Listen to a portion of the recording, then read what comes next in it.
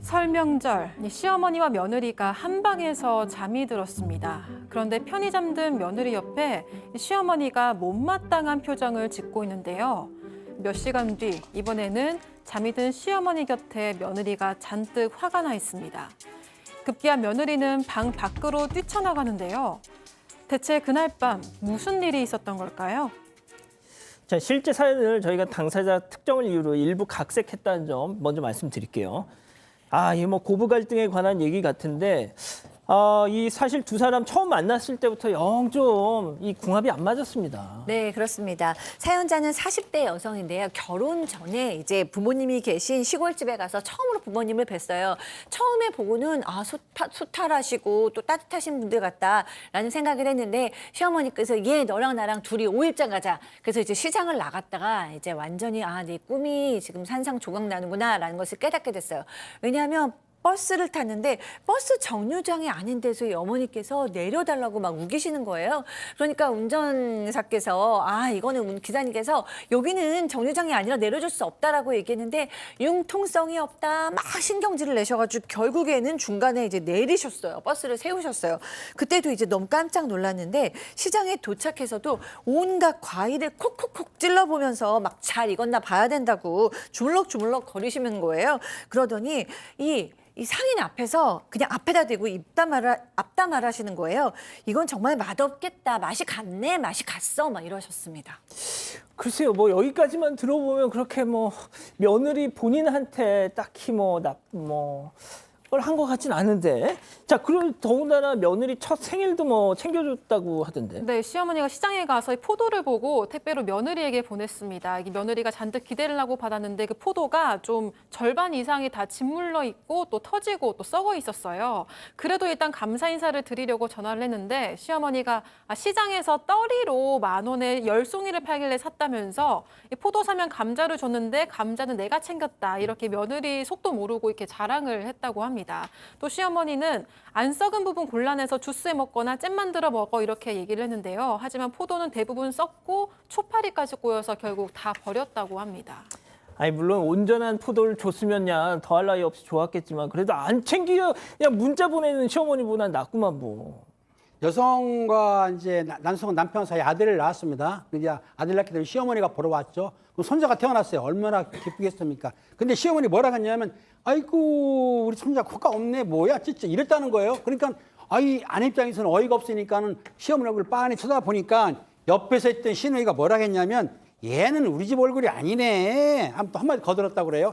때리는 시어머니보다 말리는 시누이가 밉습니다. 이런 말 했는데, 그런데 이 시어머니가 계속해서 구박을 했는데 손자가 초등학교를 들어갔어요. 들어가는데도 이제 밥을 먹을 때 천천히 먹었나 봐요. 근데 밥을 천천히 먹으니까 너는 왜 천천히 먹냐? 네가 밥을 천천히 먹으니까 키가 작은 거야. 이러면서 굳이 또 한 소리를 하고요. 또 그리고 급기야는 뭐라고 했냐면 그 시어머니가 며느리한테 사돈네도 그렇고 너희 언니도 그렇고 오빠도 그렇고 다 키가 쪼만하지. 이렇게 또 비하를 하니까 이 여성 입장에서 얼마나 마음이 상하겠어요. 그런데 여성이 뭐라고 생각했냐면, 아니 나나 남편이나 둘 다 키가 평균 이하인데 왜 나한테만 구박하지? 정말 이상하네. 이렇게 황당하게 생각했던 것이죠. 저는 밥 빨리 먹는데도 키가 작은데. 저도요. 예. 자, 박 변호사님. 네. 그런데 지난 설에 네. 선을 세게 넘었다는 거예요. 자, 명절 때 선을 넘습니다. 시어머니하고 명절 때 음식 만들고 있는데 설거지할 때쯤에 남편이 와서 설거지를 한다고 하니까 시어머니가 야야 이 여자가 둘이나 있는데 니까지 들어서 뭐라노? 라고 경상도인지 모르겠습니다. 그렇게 얘기하니까 남편이 벌러덩 소파에 가서 또 누워있는 모습 또 있었고요. 그 이후에 직후에 저녁 시간에 시아버지가 장어를 어디서 얻어왔다고 해요. 그래서 뭐 장어 맛있잖아요. 맛있게 이제 가족끼리 구워 먹고 있는데 손자가 장어에 손이 가니까 야야 너 그거 아직 먹을 때 안 됐다. 어린 게 뭘 그걸 먹냐라고 뺏었고요. 이 장어를 시아버지하고 남편 앞에만 갖다 줬다고 합니다. 그러면서 이 시어머니 며느리한테 아가야 너는 이런 거 느껴서 못 먹는다 그랬지라고 했는데 사실은 장어를 싫어하는 사람은 거의 없어요. 아, 매우 맛있거든요. 예. 느끼해도 먹습니다, 저거는. 여성이 하지도 않는 말을 했다면서 장어 한 점도 안 좋다고 합니다. 야, 근데 진짜 손주한테 저런 걸 내주지 않는 할머니는 참 쉽지가 않은데. 네, 그러고 이제 며느리는 뭐 좀 배가 고프니까 그래도 일찍 잠이나 자려고 했는데 이것마저 뜻대로 안 됐습니다. 이 시어머니가 며느리를 불러서 나랑 같이 자자고 이야기를 했기 때문인데요. 이 집에 보일러가 고장이 나 있었는데 큰 방에는 좀 약하게라도 틀어져 있었나 봐요. 그래서 거기에 남편이랑 그 손주를 재우고 작은 방에서 여자들끼리 자자고 한 겁니다. 그래서 작은 방에서 이제 잘 준비를 하는데 전기장판선이 뽑아져 있었던 거예요. 틀어달라고 하니까 시어머니가 고장이 났다면서 싫다고 이야기를 했습니다. 당시는 또 설날이고 도저히 맨바닥에서는 자기가 힘들어서 전기 코드를 꽂고 다행히 작동이 잘 돼서 따뜻하게 잠이 들었다고 합니다. 그런데 한밤중에 이 며느리가 추워서 잠에서 깼는데요. 이 시어머니가 며느리가 잠든 사이에 이 전기장판선을 뽑아놨기 때문이었습니다.